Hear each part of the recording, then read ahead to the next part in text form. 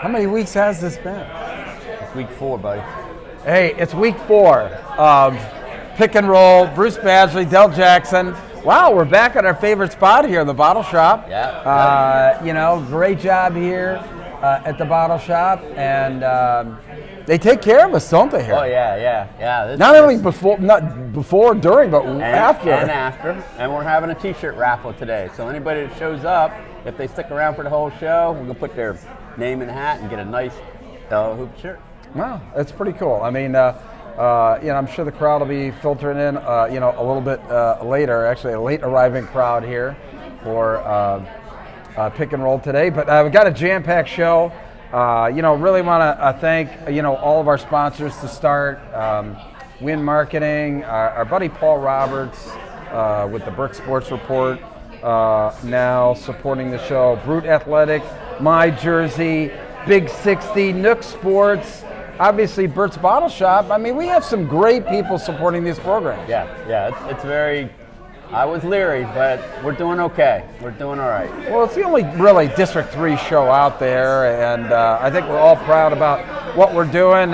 But we had a big week last week. Huge. So talk a little bit about, where you've been and what you've been doing since the last time we've been on. Well, we live streamed the Garden Spot and Calico game, and it wasn't a huge game, but the nice thing is right now, Spot's tied for second. So, that was a big game for them.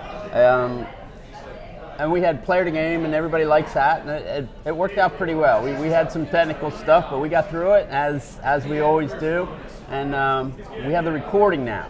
So if we don't go out live, and a lot of times what people don't understand, when we do a live stream, usually our views come after the game, because the people at the game are going to watch the game. The players, the coaches, the cheerleaders, the boyfriends, the girlfriends, all that stuff. That's the people who are going to watch it afterwards, and sometimes it goes word of mouth too. Mm-hmm. So we have that ability, and I'm happy with that because I don't stress quite as much as I used to, knowing that we weren't going to get out. Now we record stuff. So if it's not live, we'll send something out. We'll send a Twitter out and say, hey, it'll be on. We just put it on my laptop, and away it goes to Mr. YouTube. So we did that, and then on Saturday, I saw probably the number 1 game in the LL this year. I mean, it was a crazy game. It was 3 overtimes. CV and Lebanon, they were going back and forth. Both teams had a chance to win. Lebanon was up most of the game, and CV made a nice little rush at the end. And then both teams had a chance in overtime. And then at the end, finally, CV, I called it in my column, I said survive. So when you go 3 overtimes, it has survived, and we have a couple interviews which we're going to show here in a little bit. So that was a great game. We had two guys, Bruce, that had 30 points in a game. Now I know with 3 overtimes, I mean that's the equivalent of almost an extra quarter. I know, but you don't see that even in that type of game. I mean, we had 2 really good guards, Cam Swinton from CV and Marquise Ferreira from Lebanon. Mm-hmm. Now, the Lebanon Cedars went overtime Friday and lost to Township in overtime at their place. Okay? They were 1 game behind Warwick. Now they're 2 games behind Warwick. So they go to CV, they lose to CV. So they're 2 games back because Warwick lost to CV just last night. So it was wild. And then last night, I wasn't at the game, but last night I'm watching the tweets come in, and E-Town and Lebanon almost went to overtime. So that would have been the 3rd game in a row. And the guard from Lebanon, Marquise Ferreira, there was 3 seconds to go, 3.4 seconds. He got the ball, he weaved his way, and he hit like a 35-footer to win the game for Lebanon. So I know you're doing the game this weekend. Mm-hmm. Friday night, Lebanon at Warwick. That's going to be fun. I mean, I really like, I shouldn't say change of pace, but, the way to help connect the dots. I mean, for me, and what this show is all about, and why I like to do that, is that you can connect the dots. You can project out a little bit. You can at least have some, predetermined notion on what you're facing when you get into the postseason. Yes. And the LL this year changed its rules. We just found out this week. The LL changed its rules. So now It used to be if there was a tie for a first, they would play that off. They don't do that anymore. It's all there's tiebreakers, and I think the first one is your record in the conference, no crossovers, and then it goes to PowerPoints, and then number 4 is a coin flip. So hopefully we never get to that. We get to that. So that's in store. And then on Monday, I saw an old rivalry game, which wasn't a league game, it was a non-league game. We saw Lancaster Catholic and Columbia at Lancaster Catholic, and the place was rocking. Yeah. I mean, it was really good. Columbia, I'm telling you now, if we do them again, they are super talented and very, very fast defensively, and they put on a defensive show that night. It was a good week. Good week. Yeah, it was a good week for me too. Got to see Berks Catholic actually twice against Governor Mifflin on Friday night. And, Berks Catholic, I tell you what, I mean, J.J. Jordan, they had him on the bench for a bit, which kind of kept the game close through 3 quarters, but Berks Catholic pulled away in the end. But, my gosh, Berks Catholic and the way that they can shoot the basketball. I like the way that, Coach Esterly is just kind of letting them play, okay? Understands exactly, that these guys can shoot and what have you. And the only thing he gets upset about maybe is with a little bit of defense, if there's a lapse here and there. Coach is always upset about defense. Yeah, right. Always. But that was a great game. And then, Reading High was at Berks Catholic on Monday night. And we found out that, believe it or not, and Berks Catholic isn't, a big place, but Monday night was the first sellout in, Lloyd Wolf Gymnasium history. We were definitely al fresco there. We had fans, right there with us, which was great. But through 3 quarters, I mean, it was a nip and tuck. But Reading, it's always like, when is that storm coming? Yeah. And in the 4th quarter, they just took it to them. Yeah. And unfortunately, it turned out that, 87-70 for a high school game. I mean, it was up and down, back and forth, and not a lot of free throws. So it was a lot of fun. Yeah. But Reading High, clearly the class of, 6A and what have you. Gordon Jones is going to be on here a little bit, joining us here as well. So what we got are a couple interviews, too, related to your overtime game. We have your player of the game. Well, I'll tell you what, though, before you get my apologies to Cam Swinton. He ran out of the locker room. I didn't get him, but I got Austin Wirtz. And he hit a cold-blooded 3 to put this game into overtime. So I talked to the senior. I got him on camera. I made my apologies. So I'm gonna get Cam. I'll get him a shirt down the line. All right. Well, we'll play that. It was a lot of fun. Triple overtime doesn't get much more fun than that. We all worked hard, both teams, and it was a lot of fun up to the end. Hey, you hit biggest 3 I've seen for a long time.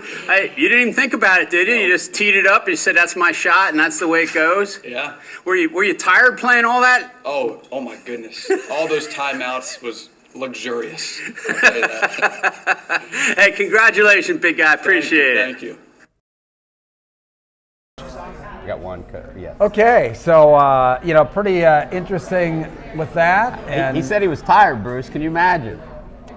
he was saying, I remember, the interview or whatever like that. He said he was thankful for the timeouts. Yes, I know that. Yes, thankful for the timeout. Like an NBA guy, it's like you get those timeouts. It's like, good, we get to rest. Yeah, we'll talk about, the coach as well. I mean, just incredible. Coach Shipper, I'll tell you what, with CV, Coach Shipper has gone through a lot of different things this year. They had injuries. Austin Wirtz was out for probably about 2 to 3 weeks with a turned ankle. They had COVID issues earlier in the year. But they're at full strength now, and they're deadly right now. They really are. All right, well, let's get Coach Shipper on. Man, what do you think? I told the kids after the first overtime that whatever happens, happens. This is fun. This is why we play the game, man. This is fun. You're out here competing. Both teams are hitting big shots. Neither team. Well, I know we didn't play much defense. I'm not sure how Tim felt about his team's defense, but I wasn't happy with our defense. But when you get in those types of games, there's a lot of scoring being done. There was some great guard play. I mean, you guys had some great guard play, and the Cedars, Marquise Ferreira, man, he was tough. He was tough. Oh, definitely, yeah. We knew coming in, Lebanon's got great guards. They're a great team, and it was going to take a full effort to stay in the game as long as we could stay in the game and just keep on plugging and hope we make some big shots down the stretch, and today we did. So hats off to our guys for hitting those big shots. Yeah. I mean, Saturday afternoon, got a lot of points. I mean, it was a wild game to watch, man. Congratulations, Thank Coach. you. I appreciate it. Thank you, Doug.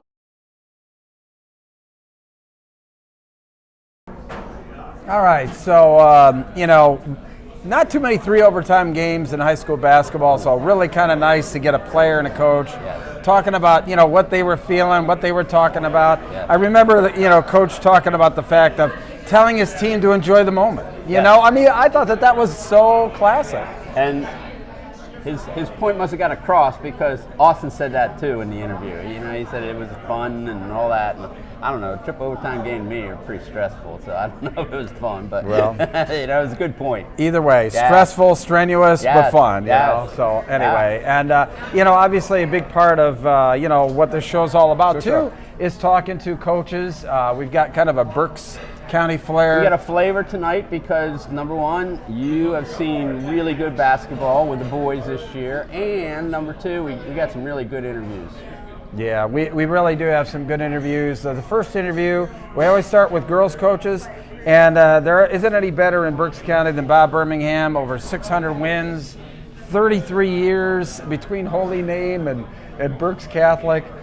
He has so much, and you'll hear me talk about the interview. I think he's the best dressed coach in the state of Pennsylvania. So let's bring on Bob Birmingham from Berks Catholic Pick and Girls. Roll Coach Spotlight once again, and with us the long tenured, or I don't know, actually Berks Catholic has only been around for a few years, but Bob Birmingham, over 600 wins in his career, and just a fixture in Berks County girls basketball. I'm joined by my play-by-play guy, James Hyde. Bob, thanks for being with us, taking some time on a Sunday night. Oh, sure. My pleasure. Thanks for having me. Well, great. Listen, I was talking a little bit about, the great picture you have coming on here. You're always one of the best dressed coaches out there. Does anybody comment on, besides me, on how well dressed you are? A lot of times people do. I think before COVID, more people dressed a little bit better. I think that the COVID couple years, people started wearing polos or quarter zips and things like that. And that's just not me. I mean, I've been, as you said, I'm coaching 33 years. It was 22 at Holy Name High School, now the past 11 at Berks Catholic. And I've always been that way. In my younger years, I even wore suspenders. Wow. So yeah, that's going back a while. I think that's so classic. I think that's what's missing in the game. I mean, that's why I focus on it a lot, because, I'm old school, and that's what basketball coaches did, growing up. And obviously you're still maintaining that. And, over 600 wins. Do you have any idea how many of these interviews you've done over the years? Oh, God, no. Probably more lately. I mean, because there's so many individuals like yourselves that are going out, branching out on their own and doing some things, which I think is great. I made the comment the other day, years ago, I make one phone call to the Reading Eagle, and that was it. And then we were done. Well, now we're sending our box scores to 4 or 5 different places. We're getting interviewed. The kids are getting interviewed by 3 or 4 different people sometimes after games. And I think it's great for the high school game. I mean, the more that we can get out there, especially the media piece and the social media and the video, because that's what our kids see. That's what they live for, and they share it all over the place. So I think it's great. Good. James, you got a question? Yeah, Coach, I got a question about your team here and your coaching style and how you approach things. But obviously a very experienced team that you have. They've had a lot of success together in the past few years. It's evident this season, again, the chemistry that this team has with your record and 9-0 league record. Just tell us a little bit about what you personally have enjoyed about this current journey with this group of players. The biggest thing is how well they get along, both on and off the court. We have a great nucleus of seniors, and we have a lot of younger kids in the program also that are getting some serious time right now. We have 3 freshmen that are coming off the bench and playing in every game. And I said before, the older kids don't treat them like freshmen. They're another teammate. They come out, they're expected to do their job. When they make a mistake, they don't get on them at all. They just sort of guide them on how to do some things. It was great. We go down to Florida every other year, and this was one of our years that we went down. And it was neat to see the kids and how well they bonded down there, just with everything, with the games, with going to the parks, with going to Disney and Universal and on the rides. And it's just nice to see how well they get along and how much they like each other. Wow, that's fantastic. And you've had a very good run in league play. I believe you're undefeated, 9-0. You just beat Governor Mifflin in a kind of a squeaker on Thursday. But your only 2 losses are really to your nemesis this year, in the district, DeLone Catholic. What's it going to take? I guess there's 2 things I observe. Number one, I think it's really critical, at least, that you kind of maintain that number 2 seed, just so that if the next time you play them is on a neutral floor rather than, at their place. But second, what are some of the things that your team's going to have to do better to kind of get over the top against the Lone Catholic? They do a great job of pressure, and they run and jump. This group of girls at DeLone's been playing together since they were freshmen. They won a state championship as freshmen. Right. And Gary does such a great job down there. And what we need to do is break their pressure and sort of take our time and get some good shots and finish a little bit. When we watched the film of the game the other week, we handled their pressure okay, but then we rushed things too much. And that's what they want you to do. That's the way they pressure all over the place. They push that ball down the floor. Then they have 2 or 3 great scorers that can break you down a little bit. I think defensively we played pretty well against them. It's more in the offensive end where we have to try to dictate the speed and the tempo a little bit. But it's great playing against them. We have 2 losses in Pennsylvania, both to them. Then we lost to the team out of Arkansas. Right. Point guard is going to Vanderbilt. And she had 29 against us. She was something special when we played there. We played DeLone in a tip-off tournament, and we scheduled them non-league because, as you say, that's sort of our gauge as where we're at. They're one of the best teams in the district and one of the best teams in the state in 4A. And if you want to compete at the high level in the state, you got to play teams like that as you move forward. Yeah, to be the best, you have to beat the best, the old adage. That's pretty much the same. James, you have another question for Coach? Yeah, Coach. You have a bunch of standout players on your squad as well. You have Caroline Reedy, who can score from anywhere on the floor. Caroline Erb, your sharpshooter outside. I think she has about 34 threes this year, which leads the team. Tell us a little bit about how the talent, the experience all together enables you to create a game plan each week against this different variety of teams. You had some big victories this year, some close victories, and then battles with DeLone Catholic. Tell us how the flexibility on the offensive end of the floor enables you to create a game plan for each week, and also maybe just some in-game adjustments, how easy it becomes for you as a coach. Yeah, it's nice to be able to move kids around a little bit. You looked at Caroline Reedy. Caroline Reedy's our leading scorer. She's our leading rebounder. She works really, really hard, and she worked really, really hard in her game. Up until this year, she never made a 3-point field goal in a game. This year, she's got 15. So she's added her repertoire, and it's great. The other night when we played Reading, we had her outside for the first half, and we thought that she'd be able to attack a little bit better off the dribble from the high post. We put her in the high post, and I think she ended up with 10 in the second half, 18 overall. So it's nice to have that flexibility. As you said, Caroline Herb is just something special as a shooter. But she's become more of a complete player now, takes the ball to the basket real well, handles the ball real well. Is probably one of our best defenders, if not our best defender.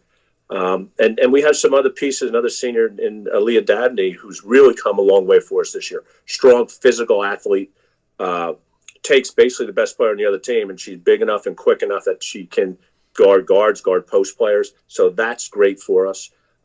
Mackenzie Gordo has been our starting point guard now for 2 years, and she's really coming into her own. We're knowing that she's just got to control the game, get the ball to our scorers. Every once in a while, the other night against Mifflin, I think she knocked down 2 threes when we needed it.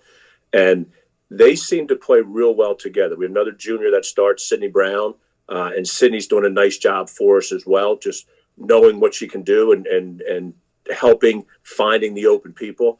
I think that's one of the biggest things for us. We share the ball very, very well. The other night, I don't know what game it was. We had 20 field goals. It might have been the Reading game, 20 field goals, and we had 18 assists. I mean, it doesn't get any better than that. Mm-hmm. And then we're bringing 3 freshmen off the bench right now. Madison Langdon, who's going to be a really, really nice point guard for us. Sydney Corrado, who's I would call like a stretch 3 or 4, about 5'10", 5'11", can shoot it, can take it inside. And then Molly McFadden's given us some good minutes off the bench as well. So those 3 kids are going to step in and be ready to play these next 3 years, because we're graduating three starters. But as you said, the ability to be able to move the pieces around because they can do so many different things has been great for us.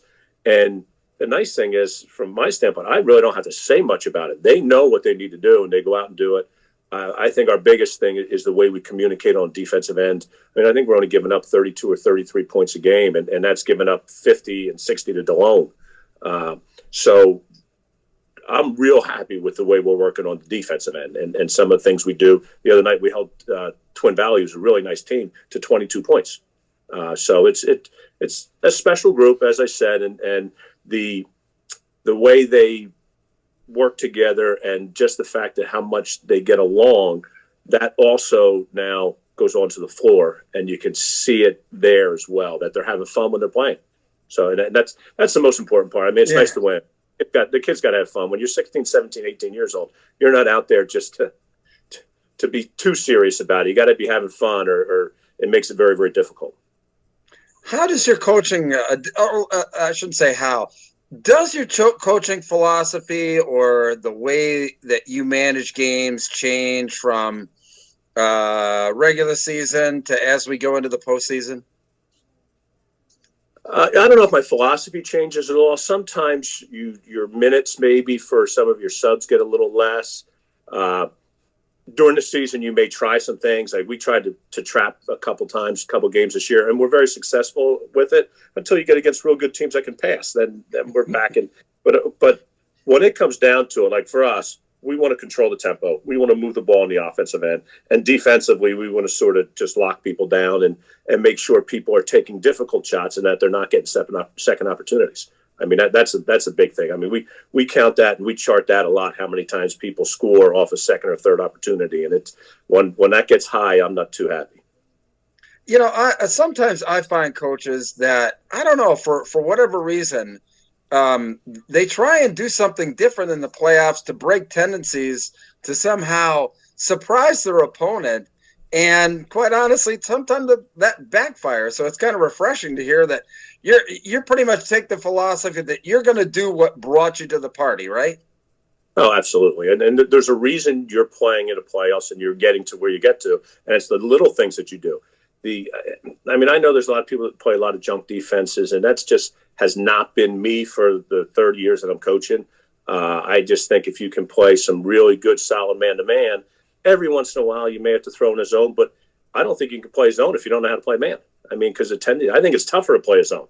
But again, that's me. And I don't think we've played a regular zone since Devin Merrick graduated for it. We played a matchup when we had her in the middle, but when you have 6'1", Division I player in the post for you, you can do some different things. But that's 6-7 years ago now. So that's the last time we played a zone. Well, I tell you what, we really appreciate you taking some time on a Sunday night here. And at least, like you were saying, I was expecting you to come in a tie, and but at least you got your Saints basketball gear on there, right? I told you, Bruce. I almost did. I almost changed into it, but I thought now it'd be a little more relaxed since it's a Sunday night, and we didn't practice tonight because we're off tomorrow. So the kids had Saturday and Sunday off, which doesn't happen too often. Wow. So try to get playoffs. Yeah. Well, fantastic. Bob, listen, thanks a lot. Really appreciate your time here tonight. I know that James and I'm sure will be picking up one of your games here in the postseason for streaming and what have you. So best of luck. And, what a great day to be a Saint, right? Every day's a great day to be a Saint, Bruce. All right, Bob. Thanks so much. Both of you. Thanks, James. Got one guy here tonight. And we're back. Boy, I tell you what, it was fantastic talking basketball with Bob Birmingham. I mean, a wealth of knowledge, just a great guy. And, as I touched on at the beginning of the interview there, I think the best dressed basketball coach in the state of Pennsylvania. Maybe with the exception of Ty and his Christmas suit. That's right, his Christmas suit. That's it. I asked him about that the other day, just Christmas. Now, Coach Gaffey might be a different story. McDevitt, Coach Gaffey. Yeah, well, that might be a nice poll question. It's like, who's the best dressed coach in District 3? I like it. Just let me know. We'll put it up. All right. Well, listen, we're going to talk a little bit about the girls' power ranking. Really coming down, to it. We've been talking about, the teams at the top, but now we're getting so close. It's really time to, take a look at the bottom there. And, our buddy Gordy Jones, he's over there kind of looking over our shoulder, wondering how the heck we do this stuff. But, smoke and mirrors sometime, right? Sometimes. But really, in 2A, it seems to be very close. Millersburg and Fairfield really coming right down to it. You look at the power rankings there. That's going to be very close for the final playoff spot. In 3A, wow, Ole Valley, only 6 teams in 3A make it 6 in the girls on the 3A side. And that's really close. Ole Valley and Biglerville. Yeah, and Brandywine Heights had kind of a grip on that top spot, but they've gone 3-3 in their last 6, and Trinity has now won, I think, 4 in a row. So we might have a changing at the top, which is so very important. I'll be honest with you. Home games. And I don't think as long as you're 1 or 2. Yeah. Because obviously, with the finals at the Giant Center, and that's what I think is so critical in the 4A. And if you watch the interview there with Bob Birmingham, how I touched on that, the fact that their only 2 losses, or their 2 Pennsylvania losses, are to DeLone Catholic. Okay. Well, they certainly don't want to drop to 3 and have to go through them to get to Hershey. They want to already be there, at least with the home game. So I've heard some good things about Lancaster Catholic, Bruce. Just knock, knock. They're coming. Well, we saw them. I mean, week before last, we saw them there. Yeah, you did see them. Were you impressed? Central. I was very impressed. I mean, they're very aggressive inside, but they have, a pretty good outside game yet. Really like that. And right on the cusp there at their 10 teams that make it in 4A. Why I'm missing, but they seem to have a pretty decent margin in the power rankings at .60 versus .53 Susquehanna they're Township. They're good. So I think that they're probably good to go. In 5A, the team on the bubble right now is Palmyra. That seems to be very, very close with Northeastern. They take 16 in that class, right, Bruce? Correct, yep. Okay. So that's the final. I like that, 16. What do you think? Instead of the 12 thing? I mean, it makes it so much easier so that, who's getting a bye and when are they getting a bye and whatever like that. And teams are playing the same times. They don't have a week off, and sometimes that screws teams up too. Yeah, no, I get that. But let's talk about 6A girls. Hey, our buddy Jay Rexroth. He hasn't lost a game since he's been on. There you go. But they have a huge game coming up against Central York. And, I mean, that's going to be very important. I mean, it's hard to imagine, but they could actually drop out of, the number 1 seed. Well, and we had Cover Valley them. on. And we talked to their coach. And a lot of their Hempfield. coach. And Hempfield, yep. A lot of Cover Valleys are out of the area. So sometimes those records are a little skewed. Well, I think 6A girls is really going to be a dogfight, and as really Jay was talking about, I mean, you can always go back and check out the interviews because they're on demand there. But what Jay talked about, I think, is very prophetic because it's all coming true to what he saw, and he's such a good coach there. So that's a little bit about the girls' side. It's really going to start heating up here this next week at all levels because I think. The games only count up until Wednesday 2 weeks. to the districts, and so that'll be the final numbers there too. So we want to thank all of our sponsors here at this particular point. One of which is My Jersey Designs. We want to thank Rocky and everything to do with My Jersey Designs. Been a very big proponent of LL Hoops and all of our productions. $250 gets you a replica jersey of your game-worn jersey there at home or from your home school. So My Jersey Designs, my gosh, well worth it to relive all the memories of your high school career. The Big 60 tournament's coming up in June, July, August, I believe. Yep, at Spooky Nook. At Spooky Nook. And make sure that you get on their website, see what's going on with all of those, not only with when the games are, but how you get in. Yeah, pahoops.org. pahoops.org. Brute Athletic. You've been watching me all night here wear my Brute Athletic stuff. I can't tell you the number of good comments that we've had about where do I get that, and that's really cool. Brute Athletic, for all you guys out there, they've got, it's time to order your AAU uniforms. Check out Brute.com. In fact, a supporter of LL Hoops, H&L Team Sales, they're a distributor for Brute Athletic. So definitely check them out. And want to thank Win Marketing for all of their support. Win Marketing has specialty digital marketing programs that are cost effective and have measurable results. Give them a call, 610-914-3928. Just a big supporter of LL Hoops and high school basketball. I talk all the time about the fact, fans, that you need to support the organizations that are supporting high school sports, and one of the major ones is Nook Basketball. They do a great job in tournaments. They do a great job in hosting. They do a great job in instruction, and they do a great job supporting everything to do with high school sports. And our newest supporter, the Berks Sports Report with Paul Roberts. Since we're working on, nice. Berks, it's very nice. We very appreciate nice. Paul, supporting us here with his efforts. He's been a fixture in Berks County sports for years and years and years, and we really appreciate Paul's support here. So what I'm going to do, I'm going to turn it over to Dell and Gordy, and we'll talk a little bit about his new book. All right, we'll get Gordy mic'd up here. It looks like he's done this before. He Once went or twice. right through the shirt. Once or twice. He's got it done. Are we ready? That's good, big guy. How you been, man? I'm good, man. I'm excited to talk to you tonight. Likewise. I mean, I appreciate you coming in on late notice. Yeah, no worries. I figured you and I could talk hoops for 15 minutes. What do you Maybe think? so. I think we've done that once or twice. All right. Let's talk about your podcast. I know Right. I've been on your podcast, Right. but sometimes it's hard to find. So talk to us about what you and Mike do. It's called After the Buzzer, and I've been doing it with Mike Gross for a couple of years now.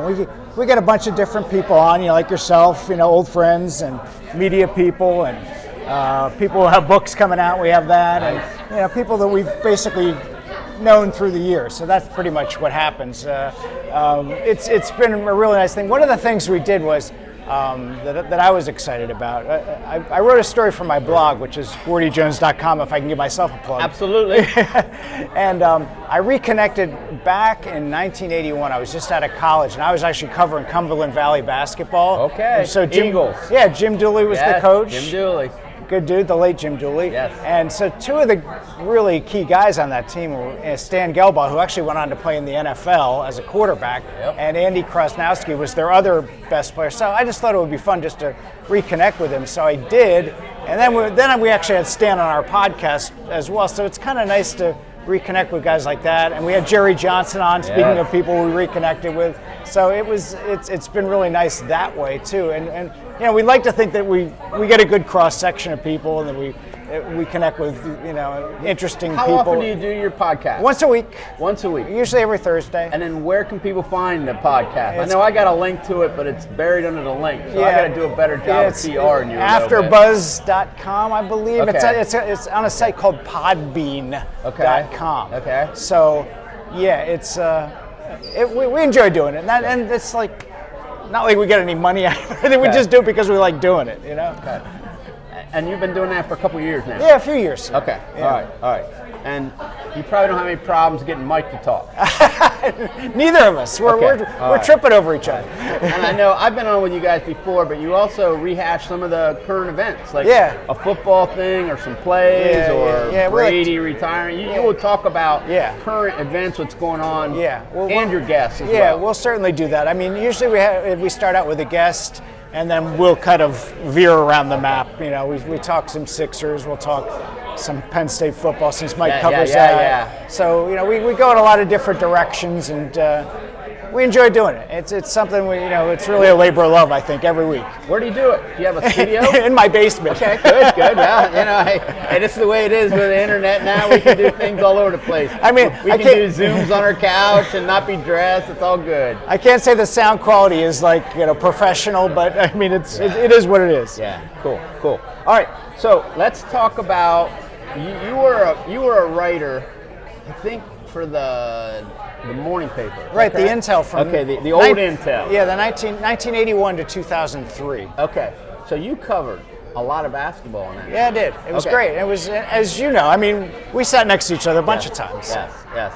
And I would always say, this is off the record, and you would put your pen down. So that was, I always appreciated that about you. You know, I did. I said, this is off the record, the pens went down. There are always rules of engagement. We all know that. So I know LL Hoops is trying to do a book, 50 years of basketball history, and it sounded like me that you were around for like 20 plus of those years. That's correct. We have you working on a piece about Lancaster Catholic. Tell us what your research was, and tell us a little bit about it without giving too much away. Well, it was really speaking of labor of love, I reconnected with guys I hadn't spoken with since 2003. And as you know, Lancaster Catholic went 35-0 that year, won the state title. It's just a real amazing run. You know, as you well know how hard it is to go undefeated, and to go 35-0, and they beat Steel High twice in the postseason, which is something. And so and they beat Perry Traditional Academy to win the state title. Was actually one of their easier games, which was odd. Correct. But they had some real hard ones, notably Harriton out of District 1 in the Eastern semis was Was that the game where Testa made some crazy play at the end of the game? I was there. Yeah. I mean, it was crazy. It was up at Governor Mifflin Intermediate School. So they were down 11 with 6 to play. Okay. They come back, they get it to 2 with a few seconds left. They get the ball. Testa's dribbling up the court. He crosses midcourt. He falls. And he falls to his knees, but he gets right back up. And Greg was one of the guys I talked to, and he said that he played baseball. He said baseball was his best sport growing up. So he said it was like a pop-up slide. He slid and got right back up. And the thing about it was they came to double team him because everybody in the gym figures he's going to take the shot. But as it was, that kind of made them relax for a second when he fell. Because what do you do when a guy's on the floor? So he gets up, splits the double team. Now he's in the lane, and now there's more guys. There's all this traffic. And he just slides this pass to Keith Keller, who's standing there by himself. He scores with 0.2 of a second left. They win in overtime. That was like the signature. That was the moment right there. That was where they probably could have and should have lost, and they didn't.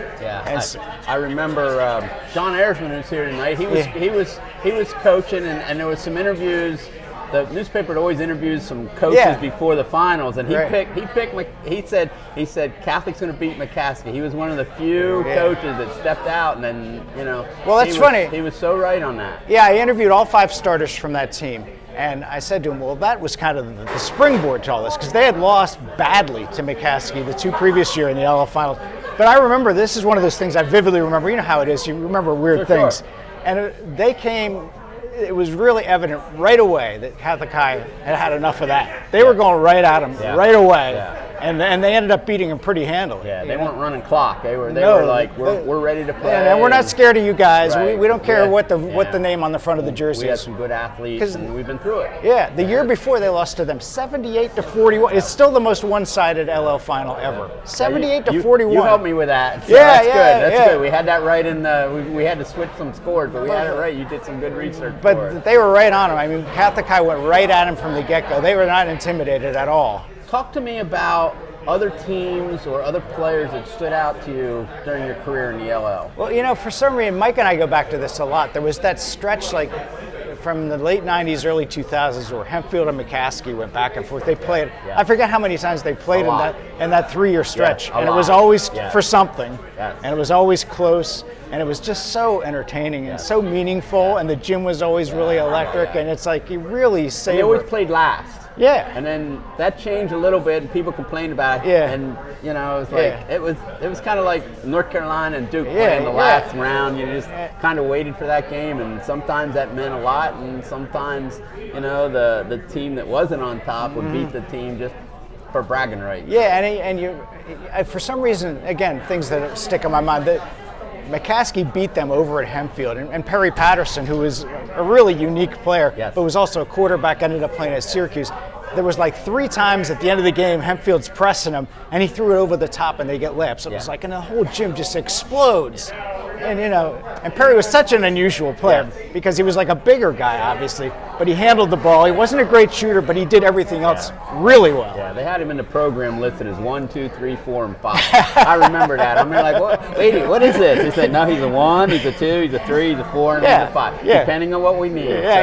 Basically he kind of played point guard on offense and then kind of played power forward or center or whatever on defense. He was probably one of the most versatile players I've ever seen. And a willing passer. Yes. Oh yeah. And then team player all the way. And then you had Jerry Johnson, who was just such a good player. He ended up having a great career at Ryder. He's in their Hall of Fame. Played overseas professionally for a long time, and now he's coaching. That's good. Back to our county and helping everybody out. That's very nice. So we had Jerry on our podcast, and it was just great because you see these people and talk to them at different points in their lives, and it's just so, I don't know, meaningful. Yeah, sure. I just love talking to Jerry because he's such a good dude, and I just really loved reconnecting with him. We had a picture of him. Dave Porter used to take some pictures of the Tornado Alley. Yeah. Dave Porter. Yeah. And then he had a picture. I swear, Jerry was off the floor, I'd say 2.5 feet. So he had, to me, one of the highest jumpers ever in our league. Like, he was truly a jump shooter. When they said, can the guy shoot? It's like, well, not only can he shoot, but he can raise up over guys. And utterly fearless. Yeah. I really like Jerry. And, of course, Dustin Salisbury, who went on to have a real nice career at Temple. He also played professionally. He was on that team. Yes. Bobby Eberhardt, who had a real good career at Kutztown. He was on that team. I love Bobby. It's like I tried to reconnect with him within the last, year, and he's down in Atlanta. He's a salesman, and we couldn't quite make it happen because, I guess he's got a crazy. But I really like Bobby too. He's such a good guy. Nice. Any other teams that stick out? I mean, you had Hempfield and McCaskey. That was it. That's the one. Those are the ones, man, that stood out above. But that Lancaster Catholic team, that is just an unforgettable thing, and it was. And Greg Testa, it's like it's funny because I remember talking I went out and sat down, I think it was before the state finals, sat down with him and his family, and his dad said that every now and then he would take a friend of his to a Catholic High game, and never having been to one before, and he would say, well, okay, pick up my son. And he couldn't do it, which kind of speaks to the fact that Greg was like one of these guys, 6'1", 165, not like a real overwhelming looking athlete, but boy, would he come at you. He was. That's what all those guys said. He was compete at everything. Yeah. It's hard to believe he was a better baseball player than a basketball player. When he was growing up, I can't believe that. He said that when he was. I watched him play at Millersville. I'm telling you, he had that spin shot. It was amazing. It's funny because when coming out of high school, I said, okay, well, Greg will be a real good Division III player. And then he went to Millersville, and of course, he scored 1,700 points, and he's in their Hall of Fame. Right. So, which is him. That's him. It's like I'm going to prove you all wrong. Yeah. Let's talk a little bit about the Sixers. You used to like have some Sixer contact. You used to go down and cover some games. Right. Give us a good story about the Sixers. Good. I mean, you did a book, yes? A couple books, yeah. Okay. All right. Talk to us about your books. Then. One was about the 1982-83 team. And actually, I have a freelance story that I'm putting together right now. And the story that I'm telling, it's a sad story, but an interesting one from the standpoint of, you remember Moses Malone, Caldwell Jones, Darryl Dawkins, and a couple other guys. They all died of heart disease. And none of them were older than 64. Okay. And this was like between 2014 and 2020. The last of those was Mark McNamara. Okay. He died in 2020. He was like a deep sub. You remember the name. Yeah. So it's like one of those curious things, because I've read some studies and they'll say things like, well, yeah, bigger guys tend to be more prone to heart attacks or heart problems. But why one team? It's like six guys. And it's all between, and the last of those was Harvey Catchings. He didn't die. He had a heart transplant at age 68 in 2019.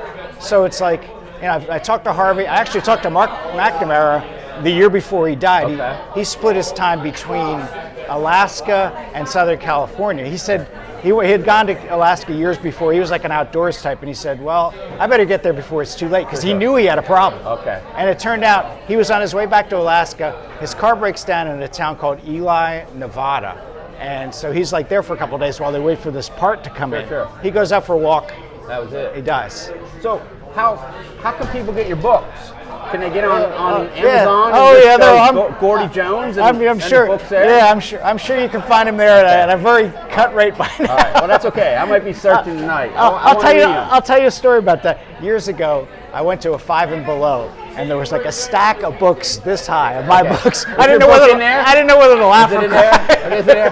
That's probably where Hoops History is going to go too.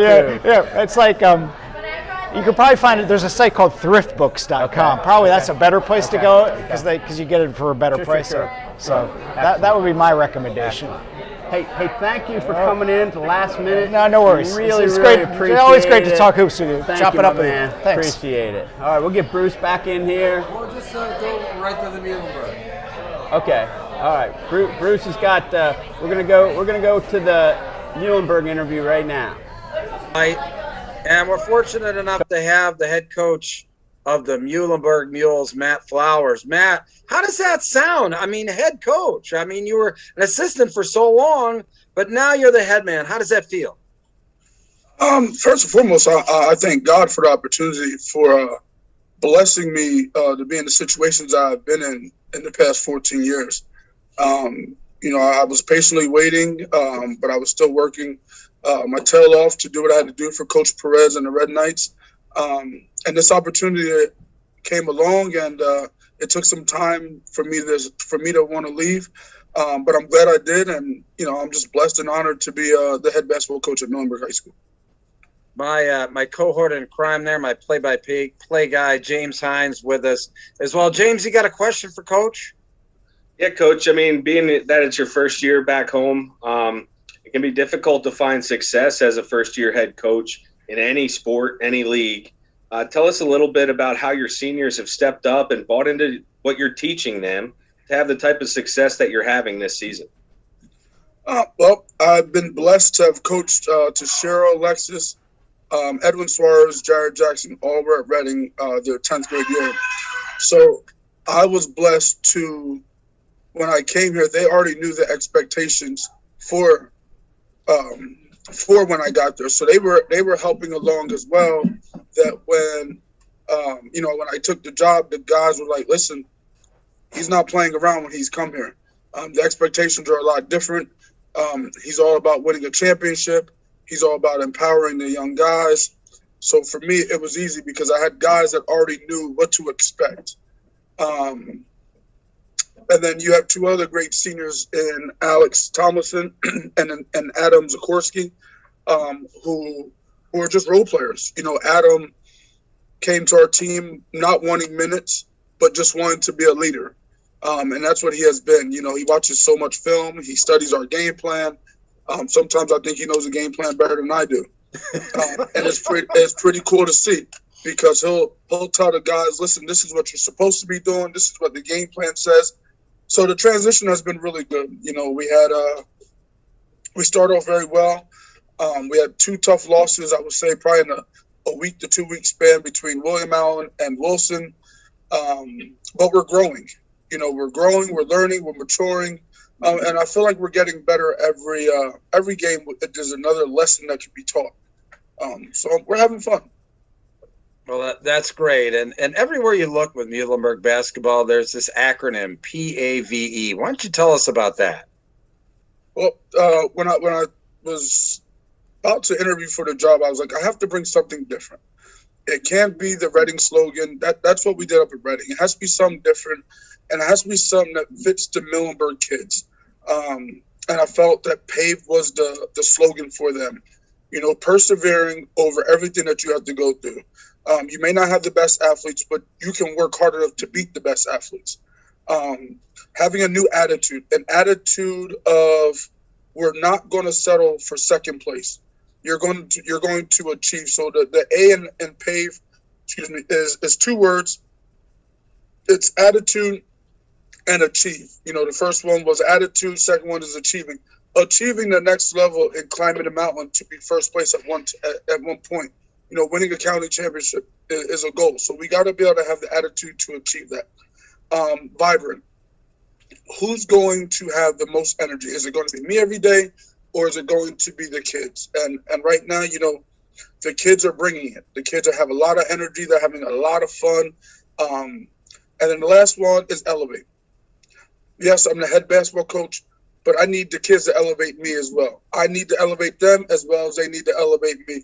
So when I thought about what slogan to go with, what words will fit us good, I thought PAVE would be the best one for us, just because there's athletes out here. There's great young men, great young ladies out here that work really hard.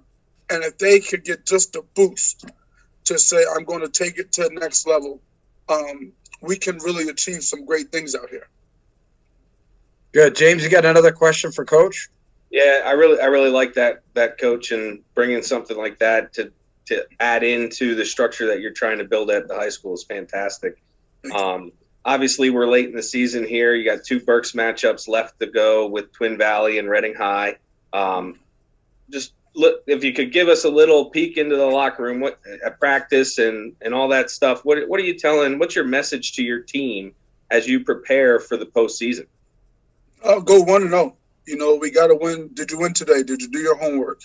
If you did your homework, that means you're watching film. If the game plan is done, that means you're reading the game plan, knowing the game plan, knowing exactly what's going on. How much film have you watched of the previous game, and how much film have you watched of our next opponent? No matter who it may be, you know, unfortunately, we were getting ready for Liberty on Saturday. It got pushed back. So some of our kids was already doing their homework. Now we got to get ready for Twin Valley. We got 3 days to prepare. Are you preparing just to go into the game and look good, or are you preparing for late February, late March? And that's been my message, you know, go 1-0 for the day. But you also have to keep in mind what you're preparing for. You know, we're not preparing for February 1st. We're preparing for Twin Valley for the next game, you know, but we're taking one day at a time. And as long as we win one game at one day at a time, whether it's practice or a game, we're going to be fine. Yeah, and you know, you've pretty much solidified yourself in the county anyway, with really leading, you know, Section 2 there. How different is it being, you know, kind of like the large school in, you know, the Section 2, you know, pond? It's different. It's very different. It's fun, but it's also getting the kids to understand that, you can't look at who you're playing. You have to look at what your goals are for the season, not who you're playing. So, when you step on the floor and it's not, as people say, the best of Burks and the Reddings, the BC Wilsons, or the best in the districts, you still have to play at the highest level that you're trying to achieve for the season.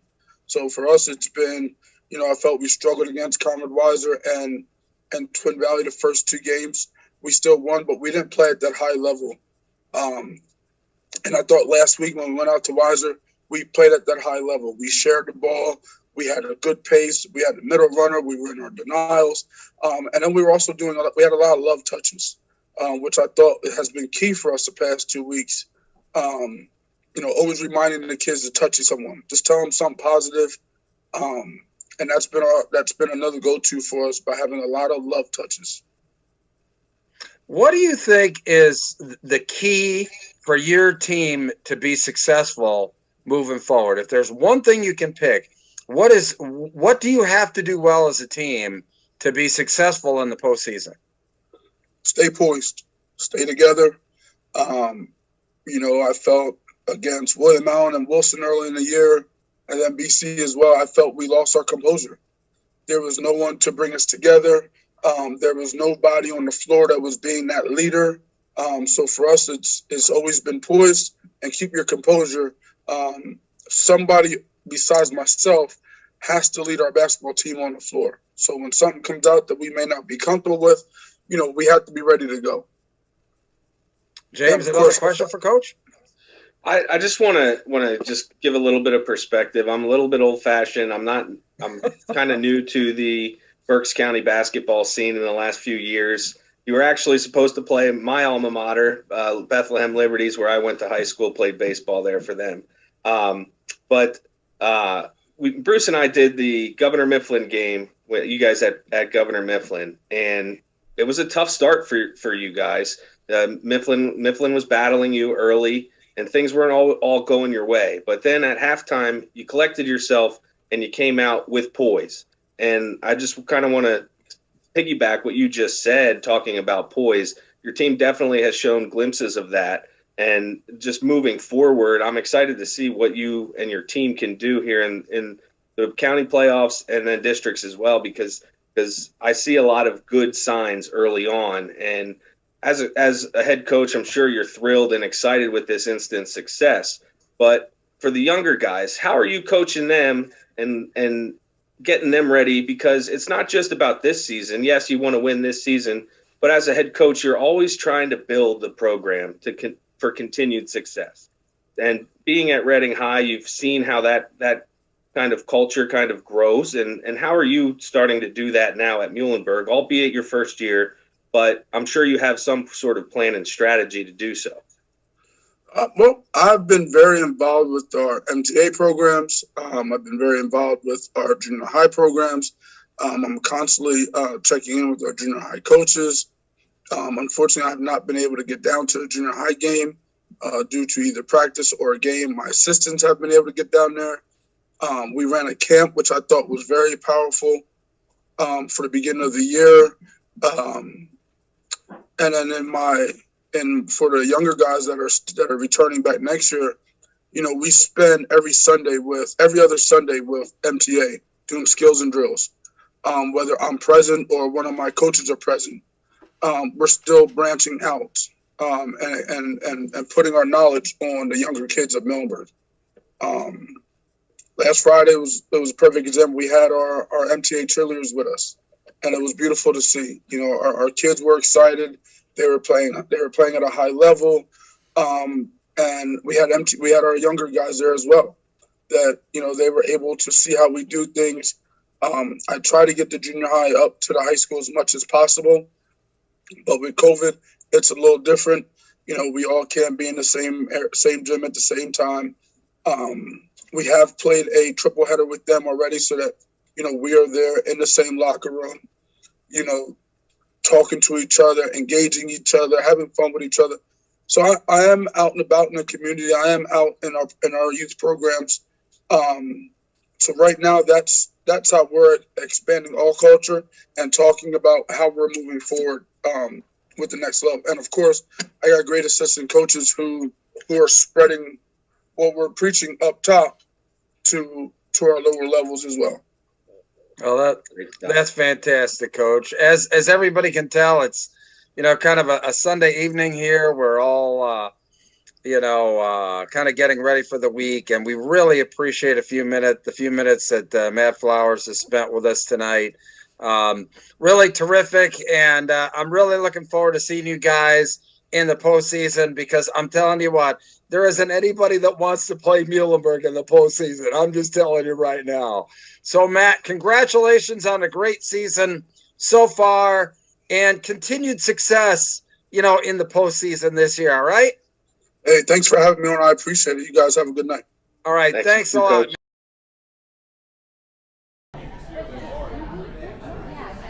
All right, and we're back. Matt Flowers, wow. Longtime assistant, lieutenant to Rick Perez over there, Reading High, now running the show there at Muhlenberg. They got it going.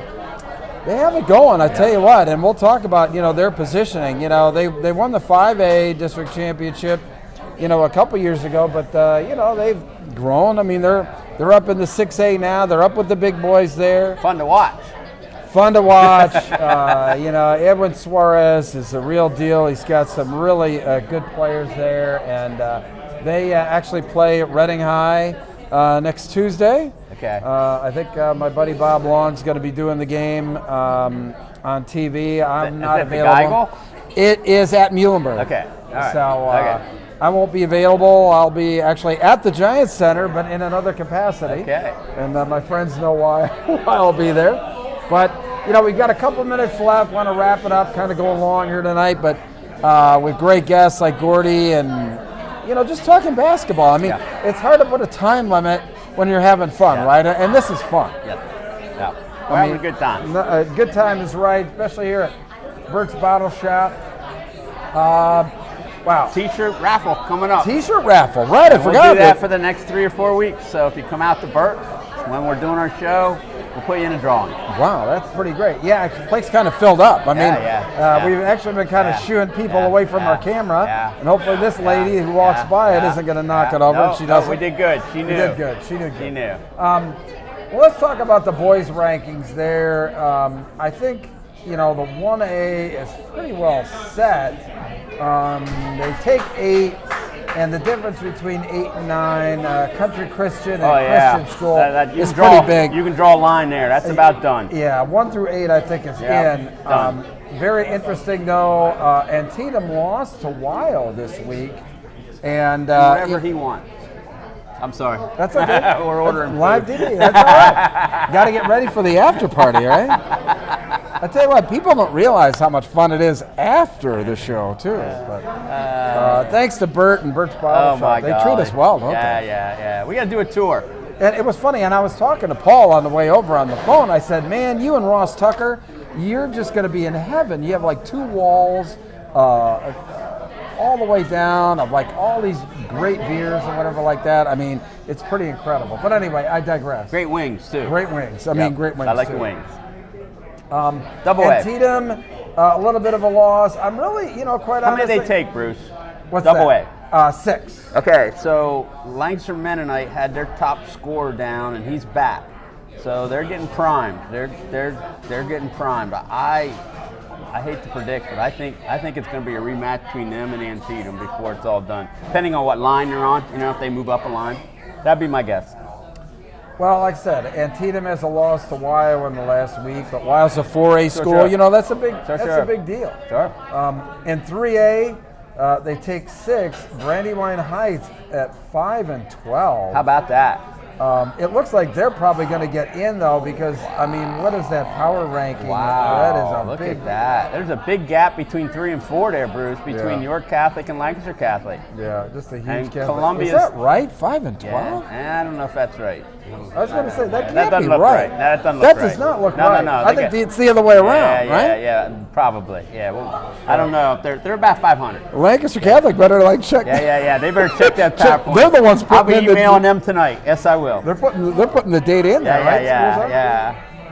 So 4A on the cusp there is Wyomissing at 8-7, but there's a big lead over Schuylkill Valley in the power rankings. It's a .56 versus .47. Yeah, you can probably draw a line there too. And maybe one of the teams that's on the way up, and our buddy Chris Bradford might be looking over his shoulder, is Trinity. They had a really good week with wins over York Catholic and McDevitt. Yeah, so, they're the mid-pen there is looking pretty strong, and then you got Berks Catholic. That's going to be a fun tournament, no doubt. No. The interesting thing out of 5A, Donegal is the team on the cusp there, because they take 16 in 5A. Yeah, they had a big win the other night. The interesting thing is Exeter at number 6. They may not make the Berks County tournament, but yet they're ranked 6th in 5A in the district. So that's crazy. It is crazy. Well, they play the big boys, and that's how you get PowerPoint. You play the big boys, you win some games. That's how you get the PowerPoint. And 6A, Muhlenberg is actually on the cusp, but by a pretty good. I think they've got a pretty good cushion over Manheim Township. There, the 12 and 13 is the line in the sand, and boy, Township. I don't know if they're going to be able to make up enough ground to get into the district. I don't think so this year. I mean, it's just a shame we don't have 16 teams there. I mean, I'm looking at 13, 14, 15, and 16. All those teams are good. They're probably not in Reading and Chambersburg's class, but they're all good. They're all good teams.